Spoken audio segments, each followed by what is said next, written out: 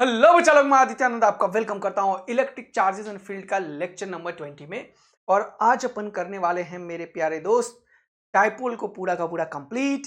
Vector form of Coulomb's law बचा हुआ था, एक बच्चे ने मैसेज किया था, वो एक नया चीज पढ़ाऊंगा मैं, cavity in non conducting charge sphere. अच्छा, एक चीज और, सॉलिड एंगल के बारे में एनसीईआरटी में है, तो तुम लोग को ध्यान रखना है कि सॉलिड एंगल पढ़ लो, क्योंकि सॉलिड एंगल एनसीईआरटी में है। ठीक है, वैसे मैंने तुम्हें पढ़ाया हुआ है सॉलिड एंगल के बारे में, लेकिन इसी चैप्टर में है, तो ये देख लेंगे। चलिए शुरू करते हैं धुआंधार तरीके से। और आज अपना होने वाला है लास्ट लेक्चर, तो इसको पूरा कंप्लीट करेंगे और नेक्स्ट क्लास से अपन स्टार्ट करेंगे electric potential and capacitance. Done है, ये सारा कंप्लीट करने के बाद ही क्लास को ऑफ होने वाला है आज। चलिए धुआंधार काम शुरू करते हैं। सबसे पहले मैं बात करता हूं सॉलिड एंगल का। तो मैंने बताया था, देखो प्लेन एंगल कैसे बनता है। जब कोई आर्क होता है, ये वाला लेंथ L और रेडियस R, कोई आर्क का ये दोनों पॉइंट को किसी एक ओरिजिन पॉइंट या कोई भी एक पॉइंट से मिलाओगे तो ये प्लेन एंगल बनाता है थीटा। ये प्लेन एंगल क्या होता है? L/R। ऐसे ही अगर आर्क नहीं हो, ये एरिया हो जाए, कोई भी एरिया से बन सकता है, चाहे वो ऐसा एरिया ले लो तो भी एक सॉलिड एंगल का फॉर्मेशन कर सकता है, ऐसा एरिया ले लो ये भी एक सॉलिड एंगल का फॉर्मेशन कर सकता है। तो कोई भी एरिया एक सॉलिड एंगल का फॉर्मेशन करता है। पहला इंपॉर्टेंट कहानी ये है समझना, क्या फॉर्म करता है? कोई एक एरिया। ठीक है सर, समझ आया। अब इन सारे पॉइंट्स को अगर मैं एक पॉइंट से मिला दूं, देखो ये पॉइंट से, ये पॉइंट से, ये पॉइंट से, ये पॉइंट से, ये पॉइंट से, ये पॉइंट से, ये बाहर वाला पॉइंट है और ये अंदर वाला पॉइंट है। तो यहाँ पे देखो क्या हो रहा है। अगर इन सारे पॉइंट्स को एक जगह से मिला दो, ये बाहर वाला पॉइंट है, ये अंदर वाला पॉइंट है। अंदर वाले पॉइंट को मैं डॉटेड लाइन से बता देता हूं ताकि तुम्हारे दिमाग में आ जाए ये अंदर की तरफ है, ऐसे। ठीक है ना, ये तुम्हें समझ में आया, ये अंदर की तरफ है। ठीक। और अगर इन सारे पॉइंट को, ये जो पेरीफेरी पे है, इन सारे पॉइंट्स को यहाँ यहाँ यहाँ यहाँ मिलाओगे, एक वो जो कॉर्नेटो होता है जो आइसक्रीम खाते हो, वही बन जाएगा। हाँ सर, बात सही है आपका। इससे भी मिला दो यहाँ से, इससे भी मिला दो यहाँ से, इससे भी मिला दो यहाँ से, इससे मिला दो। तो देखो यहाँ पे कैसा चीज बन रहा है। देखो ऐसा है एक चीज और वो सारा यहाँ पे मिला हुआ है। तो ये जो एरिया है, सपोज कर लो एक छोटा सा एरिया है, मान लो इसको मैंने नाम दे दिया ds, और इसका ये जो लेंथ है, रेडियस है, वो मान लो यह है r। तो देखो ध्यान से, ये जो चीज बनेगा, ये क्या बनेगा? ये एक एंगल बनेगा यहाँ पे, देखो इसको बोलते हैं सॉलिड एंगल। क्या बोलते हैं? Solid angle. तो ये चीज क्लियर हुआ। तो सॉलिड एंगल कैसे बनेगा? इसको हम डी ओमेगा से डिनोट कर रहे हैं, छोटा है इसीलिए। ये क्या है? सॉलिड एंगल है हमारा। ये क्या होगा? Area divided by r square, ये ds divided by r square, ये होता है हमारा सॉलिड एंगल। क्लियर हुआ तुम लोगों को? ये एरिया सपोज कर लो a है, और ये रेडियस, ये लेंथ सपोज कर लो r है, यहां से ऐसे ऐसे है एरिया। तो ये सारा, तो क्या हो जाएगा? ये जो एरिया है a divided by r square. बस इतना ही ज्ञान हमें चाहिए सॉलिड एंगल के लिए, और कुछ नहीं चाहिए। तो मैंने बताया हुआ था एक स्फीयर है, तो एक हेमिस्फीयर है, मान लो हेमिस्फीयर है, ये कितने का एंगल बना रहा है? तो देखो हेमिस्फीयर का, यहाँ पे देखो, ये जो टोटल स्फीयर है इसका एरिया कितना है? ds कितना है? 4πr² divided by 2। ये कितना है? 2πr²। देखो, और ये रेडियस कितना है बताओ मुझे? रेडियस r है। इसका अगर तुम निकालोगे सॉलिड एंगल, यहाँ पे कितना बन रहा होगा? तो सॉलिड एंगल कितना निकलेगा? यहाँ पे निकालो इसका डी ओमेगा कितना निकलेगा, या ओमेगा भी लिख सकते हो। तो क्या होगा? ds बाय आर स्क्वायर, तो हो जाएगा 2πr² बाय r²। ये खत्म, तो कितना बचेगा? 2π। यानी कि ये जो हेमिस्फेयर है, ये कितने का सॉलिड एंगल बनाता है? 2π का। फिर से देखो, अगर मान लो स्फेयर की बात करूं मैं, स्फेयर का, स्फेयर कितना एंगल बनाता है? इसका टोटल सरफेस एरिया कितना है बताओ मुझे? ये 4πr² है, बोलो हाँ है ना? तो इसका जो ओमेगा होगा वो क्या होगा? 4πr² divided by r²। यानी कि एक स्फेयर कितने का सॉलिड एंगल बनाता है? 4π का। अब एक चीज बढ़िया बता देता हूं, चलो। एक रिलेशन होता है, ये जो प्लेन एंगल है, ये कौन सा एंगल है मेरे दोस्त? प्लेन एंगल है। कौन सा एंगल है? प्लेन एंगल है। तो ये प्लेन एंगल और ये सॉलिड एंगल में एक रिलेशन होता है। वो रिलेशन काफी यूजफुल है, जरा सा देखेंगे क्या होता है, समझते हैं। अगर मुझे सपोज करो कोई भी प्लेन एंगल है, मान लो इतना सा एंगल है, मान लो ये कोई प्लेन एंगल बनाया है, यहाँ पे ये एंगल बनाया किसी ने, ये एंगल है प्लेन एंगल, और ये एंगल है टोटल मान लो। तो ये टोटल एंगल मान लो 2 थीटा था, मान लो 2 थीटा था, उसका ये थीटा क्या होगा, हाफ प्लेन एंगल। क्या होगा, हाफ प्लेन एंगल। अब जरा ध्यान से समझना मैं क्या करना चाहता हूं। सपोज करो कि मेरे पास यहां से एक पॉइंट है और यहां पे एक पूरा का पूरा सर्कल है, डिस्क है, कुछ भी मान लो। हाँ सर, ये इसको मिलाओ। यस, बात समझ में आ रहा है तुम्हें। क्या ले लिया मैंने यहाँ पे, सर्कल या फिर डिस्क ले लिया। इधर देखो ध्यान से, सर्कल या फिर डिस्क ले लिया, मान लो ध्यान से, ये देखो सर्कल या फिर डिस्क ले लिया मान लो। तो चीजों को समझना, यहां पे मेरा पॉइंट है और यहां से यहां गए और वैसे ही पॉइंट को घुमा दिया। तो अब मैं निकालना चाहता हूं, ये वही हो गया ना कॉर्नेटो, उसको टेढ़ा करके रखा हुआ हो। अभी ऐसा था, नहीं आया समझ में क्या, अभी ऐसा था, अब इसको टेढ़ा कर दिया, ऐसा ही कुछ नहीं हुआ अगर इसके सारे के सारे चीज को मिला दे। हाँ सर, तो अगर ये ऊपर वाला पॉइंट या अंदर वाला पॉइंट सब मिलाओगे तो यहां पे एक एंगल और बनेगा जो सॉलिड एंगल को बताएगा। सही बात है सर।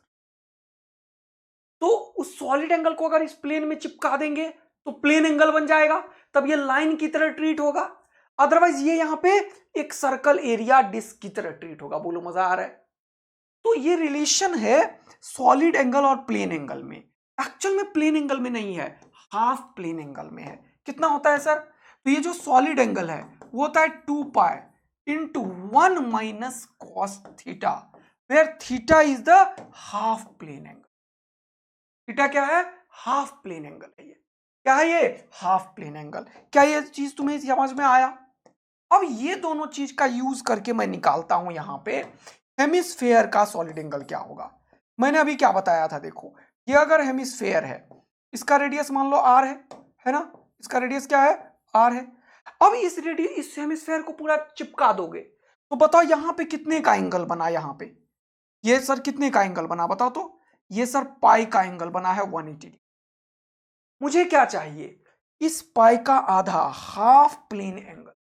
ये प्लेन एंगल कितना हो गया, पाई। नहीं आया समझ में, इसको चिपका दो तो ये सर्कल की तरह हो जाएगा।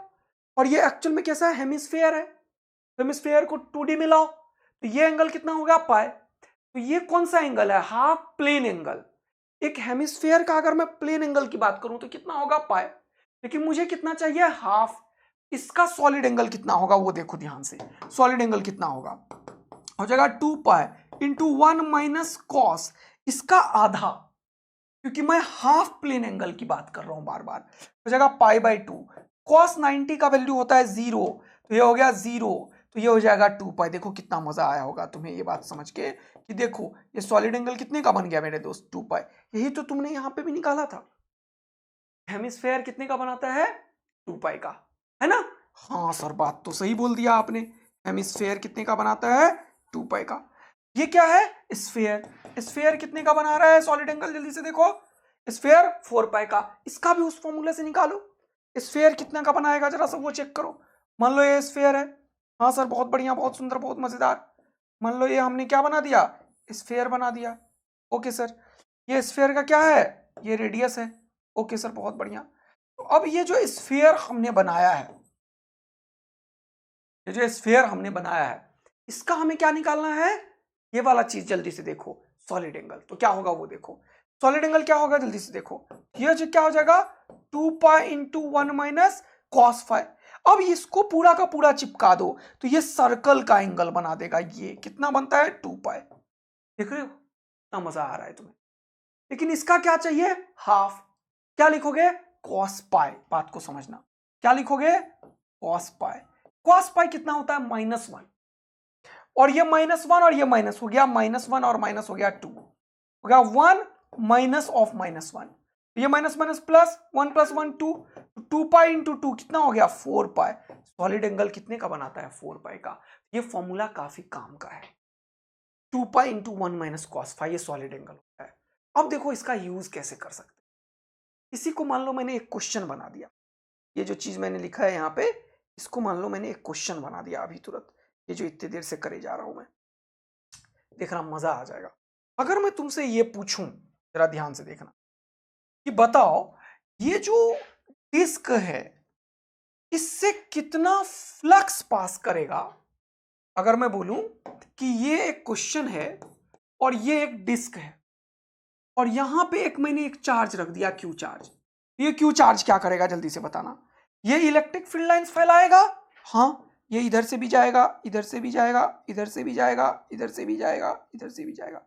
ये सिर्फ प्लेन में ही थोड़ी जाएगा, ये इधर भी जाएगा, इधर भी जाएगा, इधर भी जाएगा, इधर भी जाएगा, इधर भी जाएगा, इधर भी जाएगा, इधर भी जाएगा, इधर भी जाएगा, इधर भी। ये सिर्फ प्लेन में नहीं है, ये एक स्फेरिकल रीजन में इलेक्ट्रिक फील्ड होगा। जैसे ये इसके सेंटर पे मैं चार्ज रख दूं तो ये पूरा का पूरा स्फेरिकल रीजन में इलेक्ट्रिक फील्ड होगा। यही बात मैं हमेशा बोलता हूं। ये बनाने के लिए हमारे पास प्लेन है तो ऐसा दिखाया, यानी कि एक पॉइंट चार्ज से एक 3D में निकलता है फील्ड। बोलो मजा आया। यानी कि अगर मैं बोलूं कि इस पॉइंट चार्ज से कितना फील्ड निकला तो तुम बोलोगे इस पॉइंट चार्ज से एक स्फेरिकल रीजन में टोटल फील्ड निकला होगा। मैं पूछूं कितना टोटल फ्लक्स निकलता है, तुम क्या लिखोगे? एक स्फेरिकल रीजन में टोटल फ्लक्स इससे कितना निकलता है मैं ये जानना चाहता हूं। तो तुम बोलोगे ये एक स्फीयर में निकल रहा है तो 4 पाई के सॉलिड एंगल में कितना फ्लक्स है, तो फ्लक्स कितना है? Q bye epsilon not. कितना मजा आया तुम्हें। ये एक्चुअल में सॉलिड एंगल में फ्लक्स निकल रहा है। तो एक यूनिट एंगल के सॉलिड एंगल में, एक solid angle, unit solid angle इसको बोलते हैं, क्या बोलते हैं? Unit solid angle. Unit solid angle में कितना फ्लक्स होगा? तो ये देखो कितना होगा, Q by 4 pi epsilon naught. ये कैसे लिखा? Charge enclosed by epsilon naught से, गॉस लॉ से। अगर मैं एक गॉसियन सरफेस बना दिया यहां पे और मैंने पूछा टोटल फ्लक्स कितना है, तो वो फ्लक्स एक्चुअल में स्फेरिकल रीजन में है और वो Q बाय एप्सिलॉन नॉट है। एक यूनिट सॉलिड एंगल में कितना फ्लक्स होगा? Q by 4 pi epsilon naught. अब मैंने पूछा find the flux through the disc, find flux through the disc. अब देखो कितना मजा आया होगा तुम्हें। अब ये डिस्क का एरिया कितना है वो चाहिए तुम्हें, लेंथ कितना है वो चाहिए। तो ये मैंने दे दिया मान लो रेडियस r, और ये मैंने मान लिया कुछ भी, मान लो let it be x, let it be x। In general बात कर रहा हूं मैं, 2r दे सकता हूं, r/2 दे सकता हूं, कुछ भी दे सकता हूं। हमें यहां पे अगर मैंने एक Q चार्ज रखा है, ये जो Q चार्ज है देखो ध्यान से, इस Q चार्ज से इलेक्ट्रिक फील्ड लाइंस इधर इधर इधर इधर इधर इस रीजन में निकलेगा ना यार, हाँ, और इस रीजन में पूरा का पूरा यहां पे एक सर्कल बना दिया है। मुझे इससे फ्लक्स चाहिए, क्वेश्चन ये है। तो इससे कितना सॉलिड एंगल मिलेगा अगर ये पता चल जाए तो मैं एक यूनिट सॉलिड एंगल से जो फ्लक्स है वो हमें पता है Q by 4 pi epsilon naught है। तो ये कितने का सॉलिड एंगल बनाया वो अगर पता चल जाए तो 2 मिनट में आंसर आ जाएगा। कितने का सॉलिड एंगल आया वो यहां पे पता है। तो देखो कितना आसान हो गया फ्लक्स निकालना मेरे लिए। इस क्वेश्चन का फ्लक्स कितना हुआ बताओ मुझे थोड़ा सा तुम लोग। ये है आपका फ्लक्स। तो तुम्हें अगर फ्लक्स निकालना है इस डिस्क वाले रीजन से तो क्या करोगे? पर यूनिट सॉलिड एंगल से जो फ्लक्स निकल रहा है वो, और इस एंगल को मल्टीप्लाई कर दोगे। क्या लिखोगे? ये जो Q by 4 pi epsilon naught है इसको मल्टीप्लाई करेंगे इसके सॉलिड एंगल से। कितना है ये? 2 pi into 1 minus cos phi. ये कॉस थीटा कितना होगा वो निकालो। कॉस थीटा होगा B by h r square plus x square का पावर 1/2। आया मजा तुम्हें? बहुत बढ़िया तरीके से कॉस थीटा निकालना पड़ेगा। कॉस थीटा क्या लिखोगे? B by H. इसको मैं फिलहाल z मान लेता हूं छोटा करने के लिए, x बाय z लिख रहा हूं मैं यहां पे, ये x बाय z। तो ये तरीका है क्वेश्चन को सॉल्व करने का। क्या समझ रहे हो? तो इसको थोड़ा सा दिख नहीं रहा होगा, थोड़ा सा इधर साइड करो इसको। देखो क्या दिखा? नहीं दिखा, फिर से नहीं दिखा सर। ओके कोई बात नहीं है। तो इसको मैं हटा रहा हूं यहाँ पे और इसको नीचे लिख रहा हूं। फ्लक्स कितना होगा जरा सा समझने की कोशिश करते हैं। तो ये फ्लक्स कितना होगा सर? ये होगा 2 पाई इंटू ये हो कितना हो गया? Q by 4 pi epsilon naught into 2 pi into 1 minus cos phi. Cos theta कितना होगा? X y z. अब इसका वैल्यू रख देंगे, क्योंकि मैंने जनरल बात करी है इसीलिए जनरल आंसर निकाला। लेकिन क्या तुम्हें मजा आया ये तगड़ा क्वेश्चन करके कि एक सॉलिड एंगल का इतना खतरनाक यूज है? अदरवाइज इस डिस्क से फ्लक्स निकालने में बुखार आ जाता है लोगों को। इस डिस्क से इस चार्ज का फ्लक्स कितना होगा? इसे एक और क्वेश्चन देखो मजेदार, ये वाला फ्लक्स के ऊपर देखो, देखो ध्यान से। बोला a charged q is distributed uniformly on the ring. ठीक है, रिंग।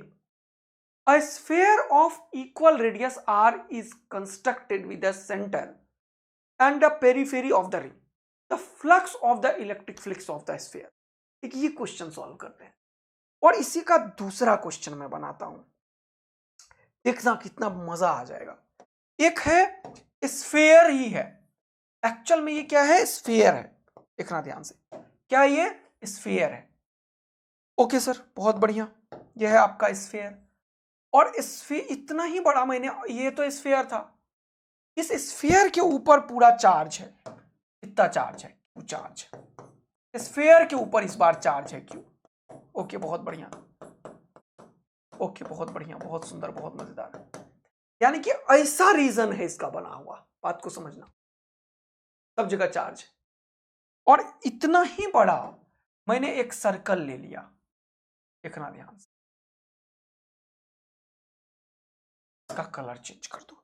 मैंने पूछा ये है सर्कल और ये है स्फीयर। नहीं, दोनों स्फीयर ही है, दोनों स्फीयर ही है, तभी मजा आएगा, रियल मजा तभी आएगा, रियल मजा तभी आएगा, सर्कल में मजा नहीं। दोनों स्फीयर ही है, ये भी स्फीयर ही है और ये भी स्फीयर ही है, ये भी स्फीयर ही है और ये भी स्फीयर ही। ठीक, बताओ इस स्फीयर से फ्लक्स कितना पास होगा? Find the flux through sphere. Find flux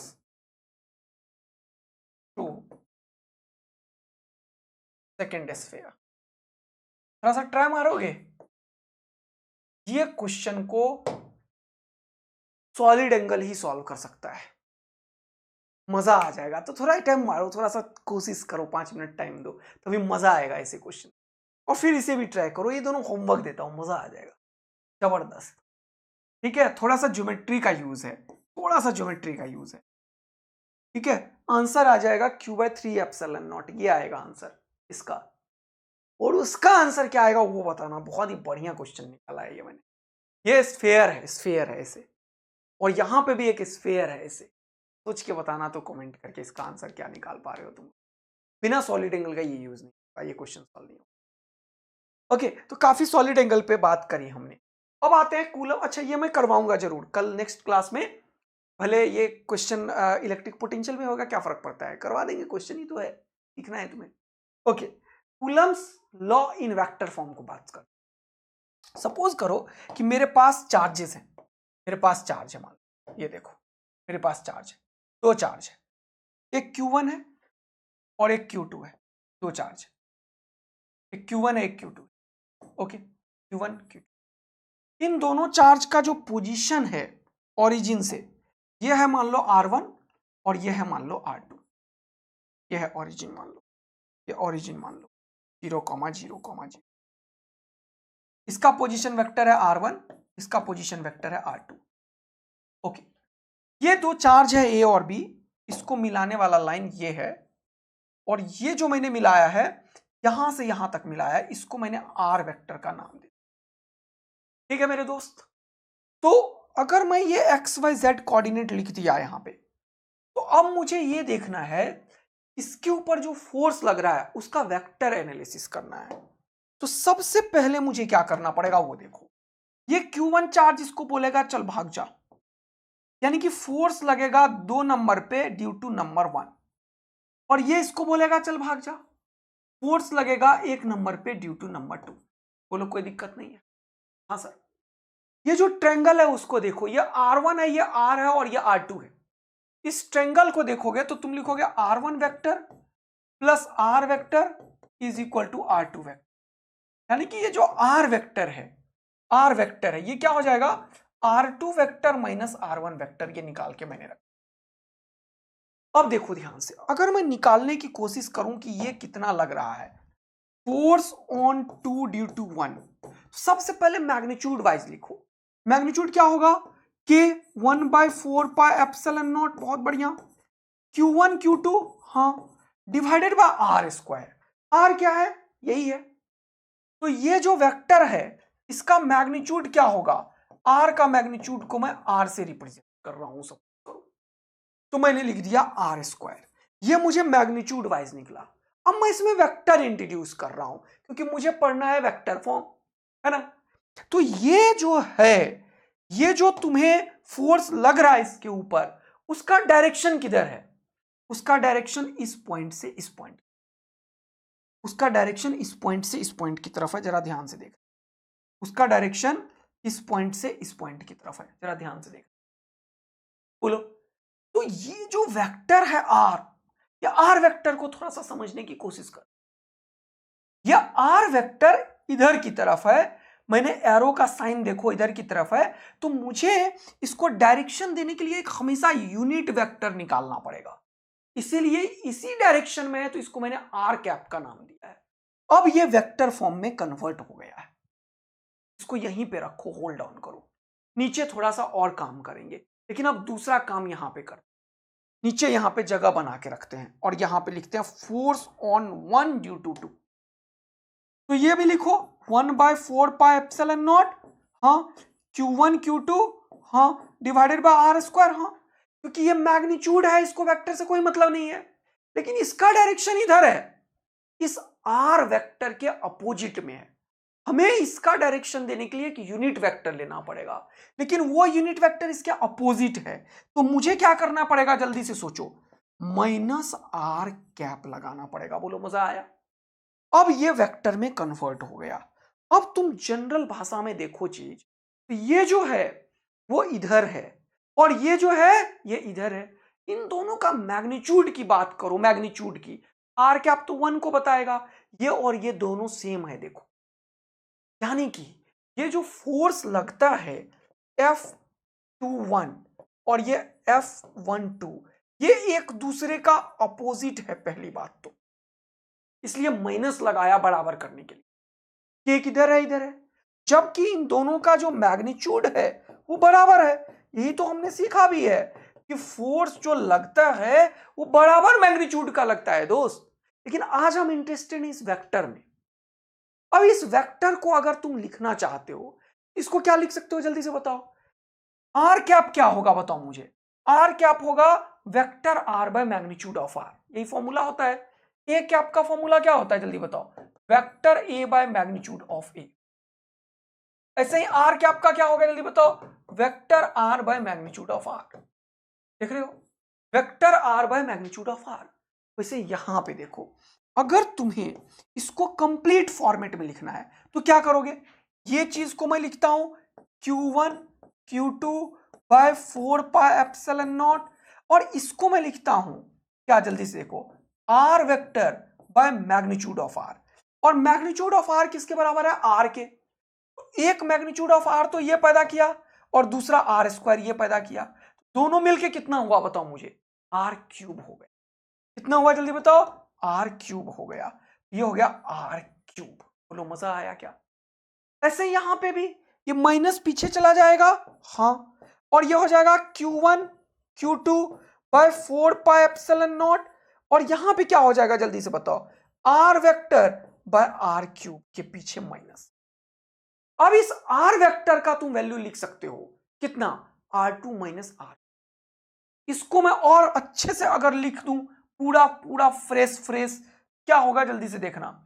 मैं इसको लिखना चाहता हूं तो मैं लिखूंगा force on 2 due to 1 is given by 1/4πε0। देखते चलो, Q1 Q2 देखते चलो। आर वेक्टर क्या है, R2 vector minus R1 vector, हाँ, और ये आर का क्यूब, यानी कि R2 vector minus R1 vector जो है इसका क्या होगा, क्यूब होगा। बोलो मजा आ गया क्या, कोई भी दिक्कत, कोई परेशानी। और इसको अगर तुम करते हो तो क्या होगा वो देखो ध्यान से, इसको अगर तुम करते हो तो क्या होगा वो देखो ध्यान से। यहां पे फोर्स ऑन 1 ड्यू टू 2, इसको क्या होगा जल्दी से देखो, ये हो जाएगा 1/4πε0 Q1 Q2। और यहां पे देखो आर वेक्टर, फिर से माइनस को मत भूल जाना, यहां पे माइनस, यहां पे आर वेक्टर क्या होगा, R2 vector minus R1 vector by R2 vector minus R1 vector का क्यूब, ये मैग्नीट्यूड का क्यूब है। तो ये vector form of Coulomb's law board में खूब आता है। मान लो एक न्यूमेरिकल आया तुम्हारे को, चलो एक न्यूमेरिकल सॉल्व कर लेते हैं। मान लो कि इसी तरीके से तुम्हारे पास दो वेक्टर दे दिया, फोटो नहीं भी बना सकता है, हाँ कोई दिक्कत नहीं है। बोल दिया कि कोई एक P पॉइंट है, इसका पोजीशन वेक्टर R1 है, जो कितना है, मान लो इसको XI क्यों लिखोगे, थोड़ा सा अच्छा लिख लो, 2i cap minus 3k cap है, ऐसा बोल दिया। इस पे एक Q1 चार्ज है, P क्यों लिखोगे इसको, Q1 चार्ज मान लो, हाँ सर ये चार्ज कितना होगा Q1। ऐसे ही एक दूसरा चार्ज है Q2 जिसका पोजीशन वेक्टर है R2, इसको क्या लिखोगे, इस R2 पोजीशन वेक्टर को क्या लिखोगे Q2 का, कितना होगा, मान लो कुछ भी जो भी मन करे, i cap plus 2j cap minus 3k cap है, मान लो ऐसे मान लिया। अब बोला बताओ इन दोनों के ऊपर फोर्स कितना लगेगा यदि Q1 एंड Q2 का मैग्नीट्यूड दे दिया। Q1 है मान लो 2 माइक्रोकूलम और Q2 है मान लो 4 माइक्रोकूलम। चलो ये बाद में सेट करेंगे, फिलहाल देखो मैंने बोला कि फोर्स ऑन 2 ड्यू टू 1 बताओ, फिर मैंने बोला फोर्स ऑन 1 ड्यू टू 2 बताओ। अब इसमें क्या यूज होने वाला है, फॉर्मूला लिखा तुमने 1/4πε0, बहुत मजा आया। Q1 Q2 ये हो गया 2 और ये हो गया कितना 4, और ये दोनों माइक्रो और माइक्रो है, तो याद रखना इसको गलती मत करना मेरे दोस्त। ये 10 का पावर माइनस 6, 10 का पावर माइनस 6, तो 10 का पावर माइनस 12 लिख दिया, SI में कन्वर्ट कर दिया। इसको 9 इंटू 10 का पावर 9 भी लिख दूंगा मैं। अब ध्यान से सुनते रहना। अब तुम्हारे पास आया ये R कैप जो लिखा था, तो हो जाएगा R2 माइनस R1। हाँ तो यहां पे जब मैं ये वेक्टर निकाल रहा हूं आर्क वेक्टर, तो हो जाएगा R2 माइनस R1। हाँ तो R2 माइनस R1 निकालो, कितना हो गया, इसमें से इसको घटाओ, आई कैप में से माइनस 2i गया तो माइनस आई बचा, प्लस 2j में से कुछ नहीं है तो प्लस 2j ही बचा, माइनस 3k में से माइनस 3k गया यानी कि प्लस हो जाएगा तो ये खत्म ही हो जाएगा, बचा माइनस आई कैप प्लस 2j। मजा आया तुम्हें। अब जब तुम निकालोगे इसको R2 माइनस R1, समझ आया ना तुम्हें, इसमें से माइनस 2i प्लस 3k कर दिया, तो माइनस 2i के चक्कर में ये माइनस आई हुआ और माइनस 3k और माइनस ये प्लस 3k और ये खत्म हो गया, तो बचा प्लस 2j। अब ये जो चीज है यही तुम्हारा R2 माइनस R1 था, इसका मैग्नीट्यूड लो, तो इसका मैग्नीट्यूड निकालना पड़ेगा -1 का होल स्क्वायर प्लस 2 का होल स्क्वायर, तो होगा -1 का होल स्क्वायर 1, 2 का होल स्क्वायर 4, तो 4 और 1 5, कितना हो गया √5। आया बात समझ में। तो ये जो तुम्हारे पास फॉर्मूला है मेरे दोस्त, फोर्स ऑन 2 ड्यू टू 1, ये क्या था 1/4πε0 Q1 Q2 divided by R2 minus R1 का क्यूब, यही है R2 माइनस R1। और यहां पे R2 माइनस R1 वेक्टर, तो इसको लिख लो, R2 माइनस R1 वेक्टर तो यही है, तो ये लिखो माइनस आई कैप प्लस 2j कैप, और यहां पे ये जो है √5, इसका क्यूब लिखना पड़ेगा। क्या तुम्हें मस्त वाला मजा आ गया।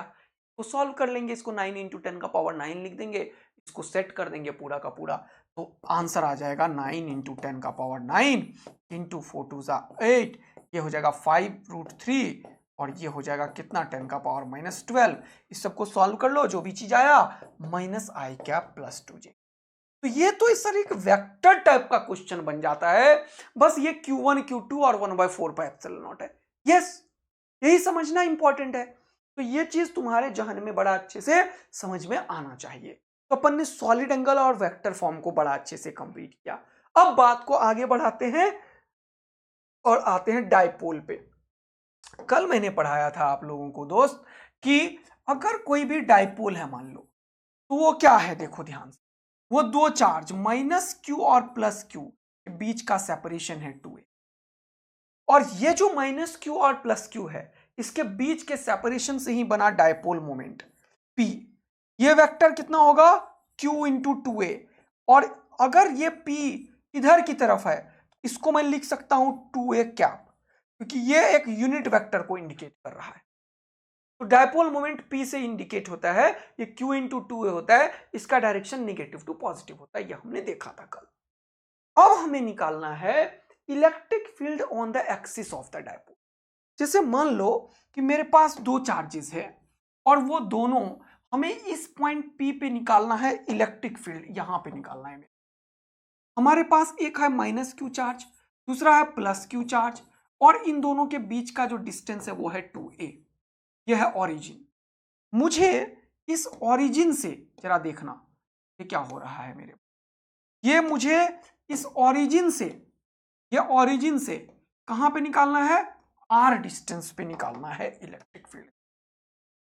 ये ओरिजिन से r डिस्टेंस, हमेशा ये r जो होता है इनके बीच के सेपरेशन से बड़ा होता है जनरली, लेकिन एक बार क्वेश्चन पूछा है जिसमें से r को बड़ा नहीं बोला, तो जनरल रिजल्ट भी इसका आना चाहिए और ये एजम्पशन के साथ भी रिजल्ट आना चाहिए।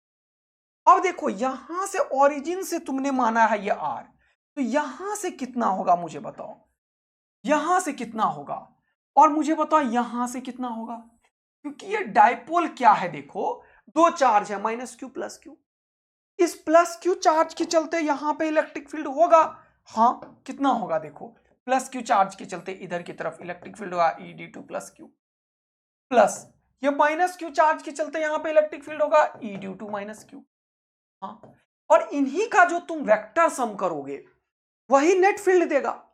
अब देखो क्योंकि इसका डायरेक्शन इधर ही है, प्लस क्यू चार्ज नजदीक है, इसका फील्ड ज्यादा होगा, और माइनस क्यू चार्ज बोलेगा चल आजा मेरे पास, इसका फील्ड कम होगा मेरे भाई। तो यहां का जो नेट फील्ड होगा, नेट ई नेट, वो कैसे निकलेगा, वो निकलेगा इन दोनों के वेक्टर सम से। लेकिन प्लस क्यू इधर की तरफ है और माइनस क्यू इधर की तरफ है, तो ये एक्चुअल में घट जाएगा। जब तुम ई नेट निकालोगे, हाँ सर मैग्नीट्यूड वाइज, तो ई ड्यू टू क्यू में से ई ड्यू टू माइनस क्यू को घटाओगे। आया समझ में क्यों घटाया, क्योंकि माइनस क्यू वाले का फील्ड अंदर की तरफ होगा, प्लस क्यू वाले का फील्ड बाहर की तरफ होगा। आया मजा, बस अब हो गया क्वेश्चन तुरंत से सॉल्व। अब तुम्हें पता है एक चार्ज है, इससे ये दूरी कितना होगा, तो सबसे पहले मानो ये कितना है, यह है a, और ये कितना है, ये भी है a। इससे जब निकालोगे तो इस r में से a ऐड हो गया है, तो इसके लिए दूरी हो जाएगा r प्लस a, और इससे जब निकालोगे तो ये हो जाएगा r माइनस a। बोलो मजा आया क्या, इससे ऊपर वाले से r प्लस a, नीचे वाले से ये r माइनस a, क्योंकि इतना कम है, देख रहे हो ना, यहां से r है, r तो यहां से माना है तुमने, इतना कम कर दिया इसे, तो हो गया सर। अब Q वाले में r माइनस ए, तो क्या हो जाएगा के Q by are minus a का होल स्क्वायर, माइनस ये हो जाएगा के Q by r plus a का होल स्क्वायर। हाँ सर, अब ये के क्यू दोनों में है, कॉमन ले लो, तो ये हो जाएगा 1 बाय आर माइनस ए का whole square, 1 by r plus a का होल स्क्वायर। इसका एलसीएम लोगे तो हो जाएगा आर माइनस ए का whole square, are plus a का होल स्क्वायर। अब देखो ध्यान से, ये जो r प्लस ए है, ये वाला चीज इधर आएगा, ये वाला चीज इधर आएगा, ये हो जाएगा r प्लस ए का whole square minus r minus a का होल स्क्वायर। अब ये a प्लस बी का whole square minus a minus b का होल स्क्वायर टाइप का चीज हो गया, तो ये a प्लस बी का होल स्क्वायर और माइनस a माइनस बी का होल स्क्वायर, ये मैं बेसिक मैथ्स में भी पढ़ाता हूं। इसको खोलोगे तो हो जाएगा a square plus b square plus 2ab, और इसको खोलोगे तो हो जाएगा a square plus b square minus 2ab। तो ये a square b square plus का है, उसके आगे माइनस है, हो जाएगा minus a square minus b square, और इसका माइनस 2ab के आगे माइनस है, तो ये प्लस 2ab हो जाएगा। तो फाइनली ये खुपाच खुपाच टकाक टकाक, ये 2ab और ये 2ab टोटल कितना हो जाएगा 4a, कितना हो जाएगा 4a। यानी कि यहां पे इसको जब तुम सॉल्व करोगे तो तुम लिखोगे 4ra। बोलो मजा आया, क्या लिखोगे 4ra, तो लिखो जल्दी से लिखो, क्या हो जाएगा जल्दी बताओ, ये हो जाएगा के Q into 4ra divided by, अब देखो इसका भी स्क्वायर है, इसका भी स्क्वायर है, जब दोनों पे स्क्वायर है तो ओवरऑल का स्क्वायर लिख सकता हूं मैं इसको क्या लिख सकता हूं जरा सा देखना, हो जाएगा r minus a into r plus a का होल स्क्वायर। अब देखो यहां पे इस 4 को मैं 2 इंटू 2 लिख देता हूं, क्यों सर? क्योंकि ये जो डाइपोल मैंने बनाया है, कलर चेंज करो, ये जो डाइपोल मैंने बनाया है, इस डाइपोल का एक डाइपोल मोमेंट भी तो है दोस्त, हाँ P, जो कि कितना है 2qa के बराबर, बोलो हाँ है ना, क्योंकि किसी का चार्ज और इसके सेपरेशन से मल्टीप्लाई करते हैं तो डाइपोल मोमेंट मिलता है P, वो कितना है 2qa के बराबर, कितना है 2qa के बराबर, वो कितना है 2qa के बराबर, देख रहे हो? हाँ सर। तो अब देखना जरा सा, जब मैं इसका a माइनस बी और a प्लस बी किया तो हो गया a square minus b square का होल स्क्वायर, और इसको जब मैं लिखा क्या, जल्दी से देखना, k इंटू 2, और इसको लिख दिया क्या मैंने, जल्दी बताओ, q into 2a, q into 2a, बोलो मजा आया? तो 2 2 जा 4, qa हो चुका है, एक r बचा हुआ है, r लिख लो। और यहां पे देखो ये a square minus b square, a plus b minus a minus b का फॉर्मूला होता है, हो जाएगा r square minus a square का होल स्क्वायर। ये जनरल रिजल्ट है जो बिल्कुल तुम्हें याद होना चाहिए मेरे दोस्त। क्या है रिजल्ट? 2, ये क्या हो गया P, ये हो गया K, याद रखना चाहिए 2kp by r square minus a square का होल स्क्वायर इंटू आर। ये रिजल्ट याद रखना इंपॉर्टेंट है, इसमें कोई कंडीशन नहीं है, 2kp r by r square minus a square का होल स्क्वायर में कोई कंडीशन नहीं है। अब इसमें हम कंडीशन लगाते हैं, क्या कंडीशन लगाते हैं? इफ, क्या इफ सर, क्या इफ, ये जो सेपरेशन बिटवीन, ये जो पॉइंट है जहां पे इलेक्ट्रिक फील्ड निकालना है, ये अगर बहुत बड़ा हो इनके डिस्टेंस से, r is very very greater than 2m, अगर बहुत बड़ा है, या r is very very greater than a मानो, क्योंकि तुम्हें एक्चुअल में आर स्क्वायर और ए स्क्वायर में ही खेलना है। तो अगर ऐसा है कि ये r बहुत बड़ा है a से, आर स्क्वायर भी वेरी वेरी ग्रेटर देन हो जाएगा ए स्क्वायर, ऐसे केस में क्या होगा, ए स्क्वायर को तुम नेग्लेक्ट कर सकते हो, क्योंकि r बहुत बड़ा है, ए स्क्वायर को क्या करेंगे अपन, नेग्लेक्ट करेंगे। तो रिजल्ट देखो क्या आया, 2kp r by r square minus a square, 2kp r by r square minus a square का होल स्क्वायर। इसमें हमने क्या किया, इलेक्ट्रिक फील्ड कहां पे है, ये एक्सिस पे है, याद रखना ये। अब इसमें जब मैंने इसको नेग्लेक्ट किया, ये क्या हो जाएगा, नेग्लेक्ट, क्यों होगा वो समझ में आया, इस कंडीशन के जब, तो इलेक्ट्रिक फील्ड जो एक्सियल पॉइंट पे होगा, एक्सिस पे होगा, वो कितना होगा 2kpr बाय, इसको नेग्लेक्ट कर दिया, आर स्क्वायर का होल स्क्वायर तो हो गया r का पावर 4, और ये क्या हो गया जल्दी बताओ, ये r से ये खत्म, क्या हुआ जल्दी बताओ, 2kp बाय r क्यूब, बोलो मजा आया है क्या?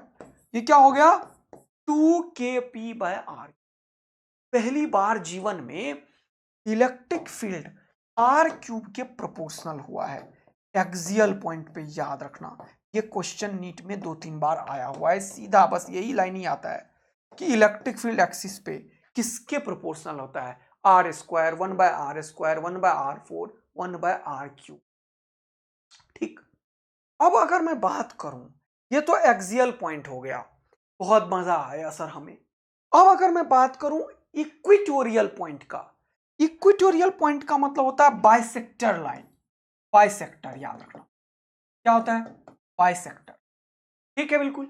हमारे पास दो चार्जेस हैं, एक माइनस क्यू, एक प्लस क्यू, इनके बीच का कुछ दूरी है, जान के बड़ा डायग्राम बना रहा हूं, और इसका जो ये सेंटर था अभी तक, इस सेंटर ओ से कोई एक डिस्टेंस आर पे मुझे निकालना है इस बार इलेक्ट्रिक फील्ड।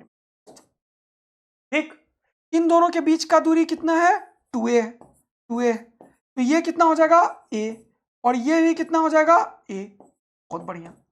अब देखो ये पॉजिटिव चार्ज क्या बोलेगा बताओ मुझे, पॉजिटिव चार्ज बोलेगा चल भाग जाओ यहां से, और निगेटिव चार्ज बोलेगा चल आ जा मेरे पास। ये छोटा ही एरो बना है ना, एरो छोटा ही बनाओ और ये लाइन बड़ा कर दो, ओके सर, ये इसको मिला दो। क्या तुम्हें मजा आया ये बात देख के? अच्छा लगा तुम्हें? सुंदर लगा? अच्छा लगा? फील आया तुम्हें? क्योंकि पॉजिटिव के चलते फील्ड बाहर की तरफ, निगेटिव के चलते अंदर की तरफ। अब इसको जब तुम देखोगे तो क्या होगा वो समझने की कोशिश करते हैं। इस पॉइंट पे देखो ध्यान, ये जो एंगल है और ये जो एंगल है, ये दोनों बराबर एंगल होगा। बोलो कैसे? क्योंकि ये आर है, ये ए है, तो ये कितना होगा? मान लो जेड है, तो ये हो जाएगा r square plus a square का रूट अंडर। बोलो यही होगा ना? ये भी क्या होगा? जेड ही, क्योंकि ये भी आर है, ये भी ए है ना? तो ये भी थीटा और ये भी थीटा। अब देखो ध्यान से, ये जो जेड माना, ये भी जेड माना, इसका जो मैग्नीट्यूड होगा और इसका जो मैग्नीट्यूड होगा, ये दोनों बराबर मैग्नीट्यूड का फील्ड होगा। बोलो हाँ। इस इलेक्ट्रिक फील्ड का दो कंपोनेंट आएगा, ई का इधर आएगा ई कॉस थीटा, हाँ सर, एक ऊपर आएगा, बनाऊंगा अभी। इस ई का भी इधर आएगा ई कॉस थीटा, हाँ, एक नीचे आएगा, बनाऊंगा अभी, देखना ध्यान से। एक आया ऊपर, ये रहा, ओके, और एक आया इसके अपोजिट में नीचे। ये दोनों कितना होगा जरा बताओ मुझे अब तुम लोग। सर एक हो गया ई कॉस थीटा, तो ये कितना हो गया?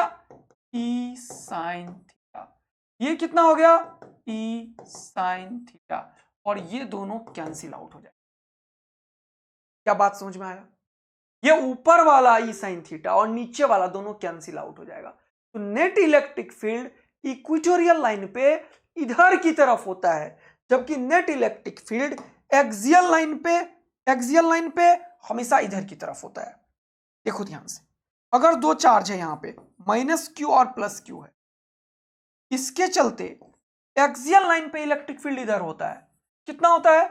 2kp/r क्यूब, तब जब r is very very greater than a है। यही सिखाया था मैंने तुम्हें।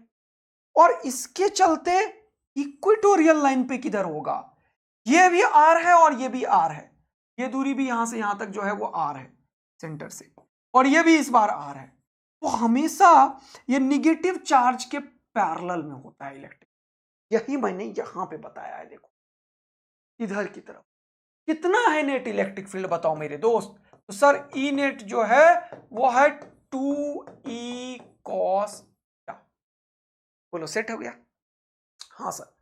तो यहां पे मेरे भाई इसको जब तुम सॉल्व करोगे तो होगा 2e कितना होगा?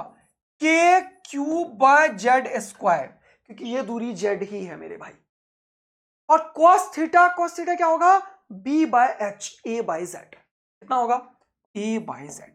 तो अब देखो z का वैल्यू रखते हैं। अब तो लिखोगे 2kqa, तो ये हो जाएगा k, फिर से q इंटू 2a। हाँ सर, ये फिर से कुछ दे रहा है क्या? हाँ, ये क्या हो जाएगा? z cube. तो अभी तुरंत सिखाया तो था तुम्हें कि q इंटू 2a क्या होता है? डायपोल मोमेंट होता है, p होता है सर। क्या होता है? p। तो हो गया kp। अच्छा, kp बाय k का वैल्यू क्या है? 1/4πε0 दोस्त। और z हो गया ये, इसको लिखो r square plus a square का रूट को लिख देता हूं 1/2, और ये 3 है तो ये हो गया 3/2। ये भी जनरल रिजल्ट याद रखना है, इक्वेटोरियल पॉइंट पे है। कहां पे है? इक्वेटोरियल पॉइंट या फिर परपेंडिकुलर बाइसेक्टर। अगर इसमें भी मैंने लगा दिया कंडीशन, क्या लगाया? If r is very very greater than a, तो फिर से r स्क्वायर बहुत बड़ा होगा a स्क्वायर से। जब r स्क्वायर बहुत बड़ा होगा a स्क्वायर से मेरे दोस्त, जब r स्क्वायर बहुत बड़ा होगा a स्क्वायर से मेरे दोस्त, तो क्या होगा? जल्दी बताओ क्या होगा? इसको तुम नेग्लेक्ट कर दोगे, फिर से r स्क्वायर का पावर 3/2, ये 2 खत्म हो गया kp/r क्यूब। ऐसे केस में जो इक्वेटोरियल पॉइंट पे जो इलेक्ट्रिक फील्ड है वो हो जाएगा kp/r। बोलो क्या बात समझ में आया? ऐसे केस में इलेक्ट्रिक फील्ड इक्वेटोरियल पॉइंट पे भी 1/r क्यूब के ही प्रोपोर्शनल होता है। देखो, तो यहां से तुमने देखा। अब कोई पूछेगा तुमसे कहां पे फील्ड ज्यादा होता है? एक्सियल पॉइंट पे ज्यादा होता है फील्ड। इक्वेटोरियल पॉइंट का फील्ड मैंने अभी तुरंत लिखा है कितना? kp/r cube. देख रहे हो? ये क्या हो गया? ये हो गया इक्वेटोरियल पॉइंट पे। ये क्या हो गया इक्वेटोरियल पॉइंट पे, और ये क्या हो गया एक्सियल पॉइंट पे। तो ये याद रखना है कि एक्सियल पॉइंट का फील्ड जो है वो ग्रेटर है इक्वेटोरियल पॉइंट के फील्ड से। ये याद रखना है कि एक्सियल पॉइंट का फील्ड जो है वो, ये क्यों लिख रहा हूं मैं तभी से, एक्सियल पॉइंट का जो फील्ड है वो ट्वाइस ऑफ इक्वेटोरियल पॉइंट के बराबर है। ये सब तब है जब कंडीशन है r is very very greater than, तब के लिए। अदरवाइज जनरल रिजल्ट तो उसका 2kpr divided by r square minus a square का पावर हो गया कितना 3/2 r स्क्वायर। ये वाला चीज देखो, ये वाला चीज इसका बोल रहा हूं मैं, जनरल रिजल्ट की बात कर रहा हूं। 2kpr by r square minus a square का पावर 2, याद रखना है ये जनरल रिजल्ट। इस पे आया हुआ है क्वेश्चन, 2024 में भी डायपोल पे क्वेश्चन आया। अब अगर ये सारा कुछ तुम्हें समझ में आया होगा तो तुम एक खेल खेल सकते हो, कोई एक जनरल पॉइंट पे तुम बोल सकते हो कितना होगा फील्ड। क्या बोल सकते हो, जनरल पॉइंट पे फील्ड कितना होगा। क्या मतलब सर, देखते हैं इसको। देखो जैसे कि मान लो कि मेरे पास एक डायपोल है, मान लो कलर चेंज करो।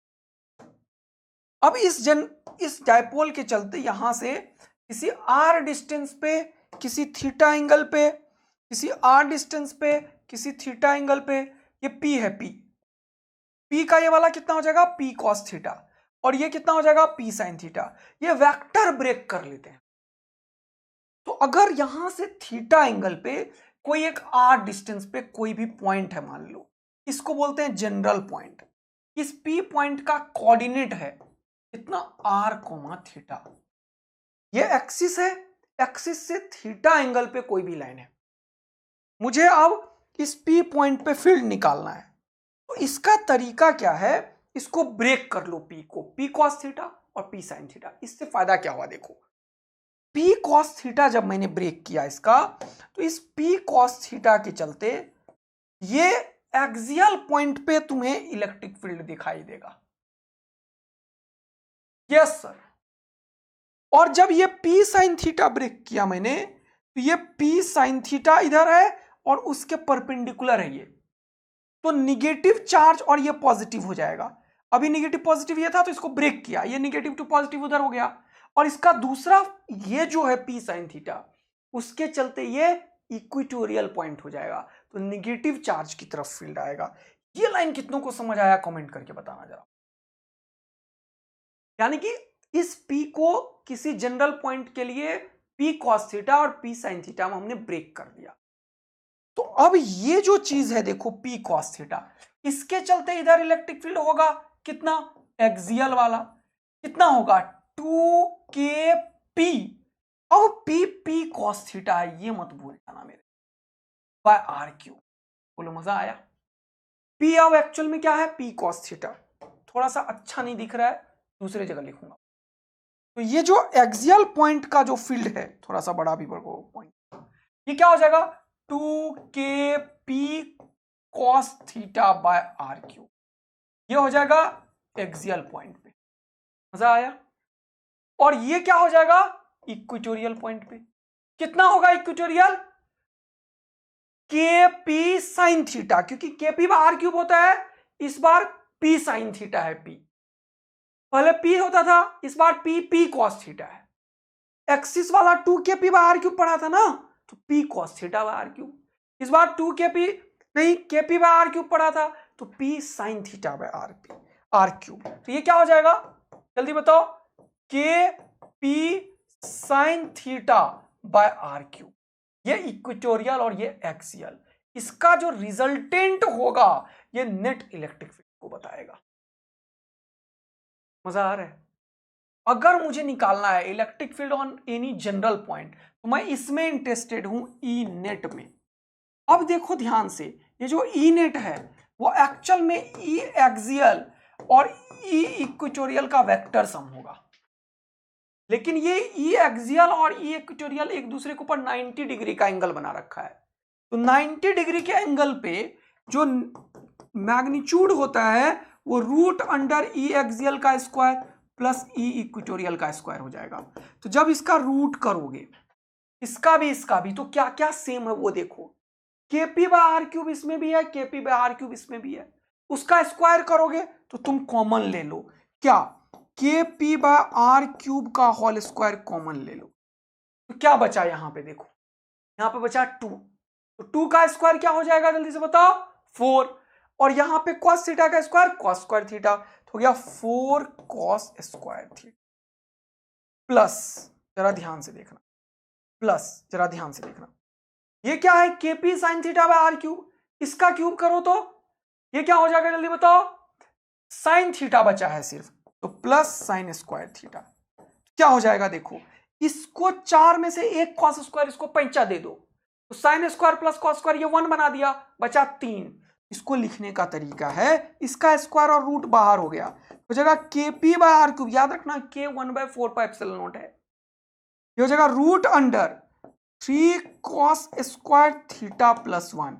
This is the net electric field in any general point. ये एग्जाम में पूछता है, एम्स में एक बार क्वेश्चन आया, देखो एम्स में एक बार क्वेश्चन आया कि भैया ये जो इलेक्ट्रिक फील्ड का एक्सिस है ये क्या है, इस डायपोल एक्सिस है, ये क्या है एक्चुअल में एक्सिस ऑफ द डायपोल है, हाँ सर बहुत बढ़िया, ये एक्सिस ऑफ द डायपोल और ये जो नेट इलेक्ट्रिक फील्ड है इनके बीच में कितना एंगल है, ये एंगल पूछा एग्जाम वाला, ये एंगल कितना है बताओ, ये एंगल कितना है, क्या ये बता पाओगे तुम, ये एंगल कितना है बता पाओगे, जरा सोच के देखो, बता पाओगे, angle between the axis and net electric field, ये 90 नहीं है पहली बात तो, ये तो फोटो में मत देख के बोल रहे हो तुम, तो इस बता सकते हो तुम कैसे, मैं बताता हूं देखो, अगर तुम्हें ये एंगल का आइडिया लग जाए, ये एंगल का, लेट इट बी अल्फा, तो ये एंगल भी हो जाएगा अल्फा, हाँ सर सही बात है क्योंकि ये वर्टिकली अपोजिट एंगल होगा, और ये एक ट्रायंगल है, तो ये एंगल का आइडिया हो जाएगा कि ये हो जाएगा 90 माइनस अल्फा प्लस थीटा, बोलो हाँ है ना, क्योंकि इन सब का सॉरी 180 माइनस, ये गलत कर दिया मैंने थोड़ा सा, 180 माइनस ना, ट्रायंगल का तीनों का सम कितना होगा जल्दी बताओ, 180 डिग्री, ये थीटा और ये अल्फा, ये एक्स, तो x plus alpha plus theta is equal to 180 degree, x क्या होगा 180 degree minus theta plus alpha, ये वाला एंगल होगा, तो ये ग्रीन वाला एंगल कितना होगा बताओ मुझे, ये टोटल एंगल है 180 और ये है 180 माइनस थीटा प्लस अल्फा, तो ये हो जाएगा थीटा प्लस अल्फा, बोलो मजा आया कि नहीं आया तुम्हें, क्योंकि इन दोनों का सम 180 होना चाहिए ना, स्ट्रेट लाइन है तो ये और ये कैंसिल आउट हो जाएगा तभी ये 180 बनेगा, और इन तीनों का सम 180 होना चाहिए, ये और ये कैंसिल आउट हो जाएगा तभी 180 बनेगा, ये एंगल एक्चुअल में इन दोनों का सम के बराबर होता है थीटा प्लस अल्फा। अब पॉइंट है सर ये अल्फा कैसे निकलेगा, तो देखो ये एक ट्रायंगल है, दिख रहा है कि नहीं तुम्हें,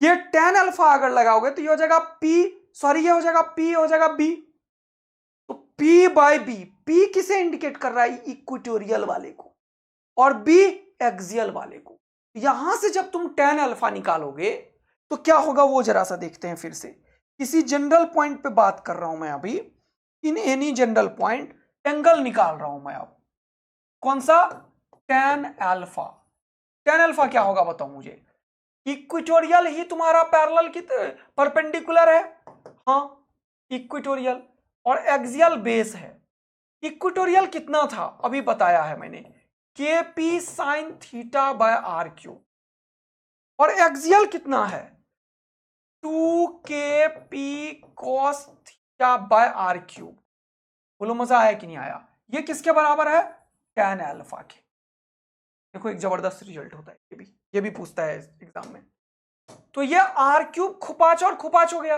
ये टकाक टकाक हो गया, टकाक टकाक हो गया, sign theta by cos theta हो गया टेन थीटा, और ये नीचे 2, तो ये होता है tan theta by 2 is equal to tan अल्फा, अल्फा और थीटा का रिलेशन तुम्हें पता चल गया, थीटा तुम्हें पता होता है, अल्फा तुम tan थीटा बाय 2 कर दो निकल जाएगा, बोलो मजा आया, तो ये एंगल तुमने निकाल लिया, क्योंकि थीटा तो क्वेश्चन वालों ने दिया ना कहां पे निकालना है भैया, 30 डिग्री 40 डिग्री जो भी होगा, और अल्फा तुमने यहां से निकाल लिया tan θ/2 करके, तो थीटा प्लस अल्फा भी तुम। मजा आया?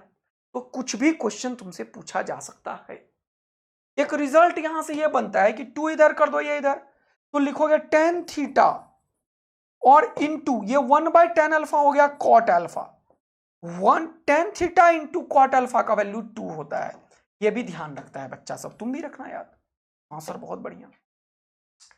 अभी तक मैंने तुम लोगों को पढ़ा दिया है डायपोल के बारे में पूरा का पूरा, एक्सियल पॉइंट पे, इक्वेटोरियल पॉइंट पे कैसे हम कैलकुलेट करते हैं। अब एक बहुत इंपॉर्टेंट चीज बचा है जिससे क्वेश्चन आता है, और इसके ऊपर थोड़ा क्वेश्चन क्या आ रहा है एग्जाम में, 2024 में क्या आया, 2023-22 में क्या आया।